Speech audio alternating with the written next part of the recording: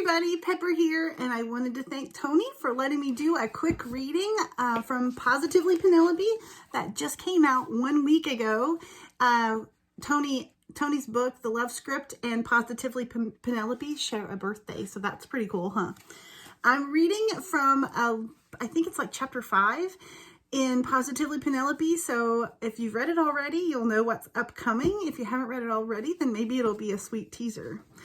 To start off with, just so people know, it's epistolary, so I'm going to be reading through a few text and email messages between 3 siblings, maybe 4 siblings. It depends on who's involved. Here we go. From Izzy Edgewood to Penelope Edgewood, Luke Edgewood. Date, September 5th. Are you okay? If I don't hear back from you within 2 hours, I'm sending Brody to the Darling house ASAP. I might even call the local police. What happened to you? 1 minute we're having a nice video chat and you're showing me the stairway that leads down into some creepy old basement in the theater. Then the next minute, all connection drops.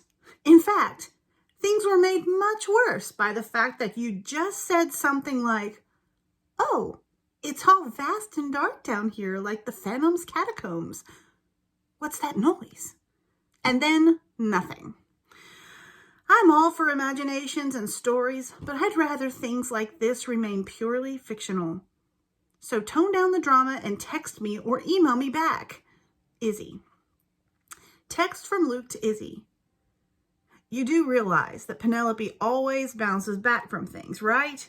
She's probably entered some fantasy realm in the basement of the theater and made friends with the natives. Likely birds have started sewing her wedding dress at this point.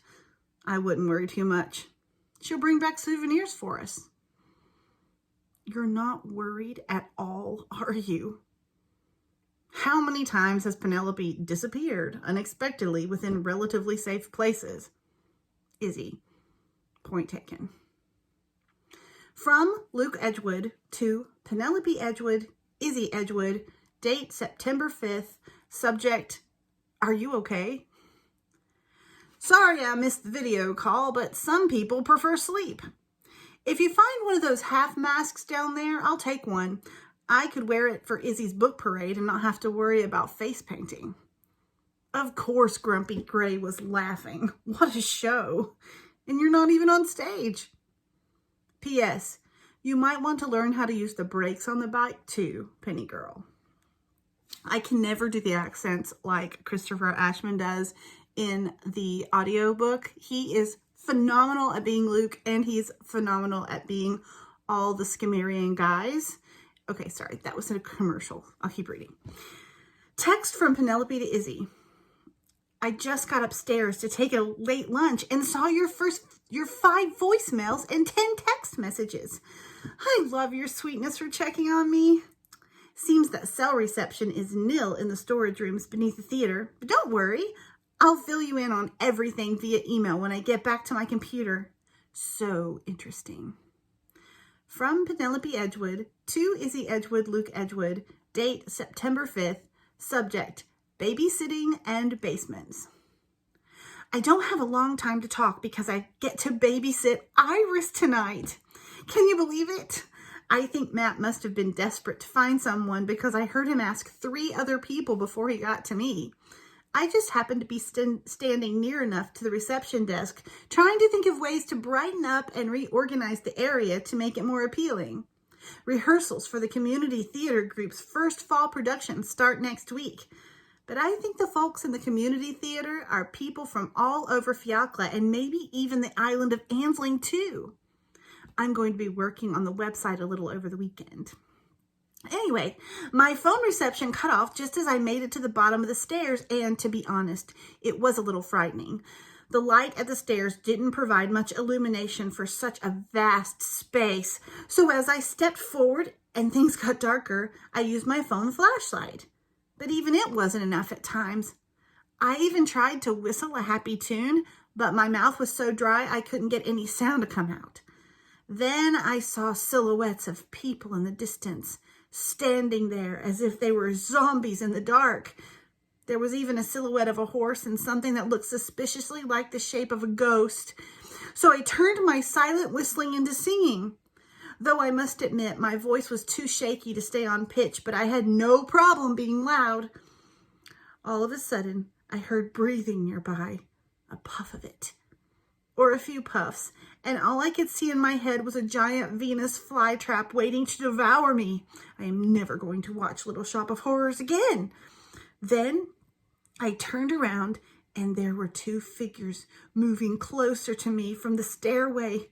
Clearly, I was trapped with the ghost behind me and the mysterious people in front, so I reached into my bag and pulled out my Swiss Army knife, a little teary-eyed at the thought that I was going to die in the cellar of an old theater in a country no one has heard of without ever having played Maria von Trapp or kissed a man in the rain. Can you believe it? Then the light switched on, and before me stood Matt Gray and a young woman with the same stormy eyes and quizzical brow. But she smiled, which automatically meant I liked her, and she had a beautiful, delicate appearance like Grace Kelly, which meant I liked her even more. There are so many things to discover down here. I only spent a few hours today attempting to orient myself, but in all honesty, there really was no organization about it.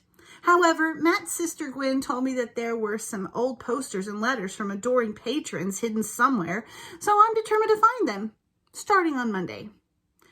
I took a late lunch with Gwen and just adored her all the more. I think we're bound to be very good friends. She speaks in musicals too.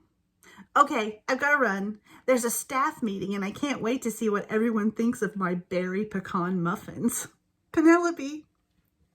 From Izzy Edgewood to Penelope Edgewood, Luke Edgewood. Date, September 5th.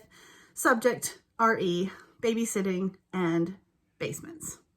Luke was right. Again. You are safe and even making new friends while I'm freaking out about your welfare. I'm glad to learn that you were not devoured by ghosts or a Venus flytrap, but next time you are in a live video chat with me and the reception goes out, please return to a place with reception and text me that you are not dead. Love, Izzy. P.S. I woke up at 5:30 for this, Penelope. Just remember that. There you go. I hope you guys enjoyed Penelope. Would love to hear from you. Thanks so much, Tony.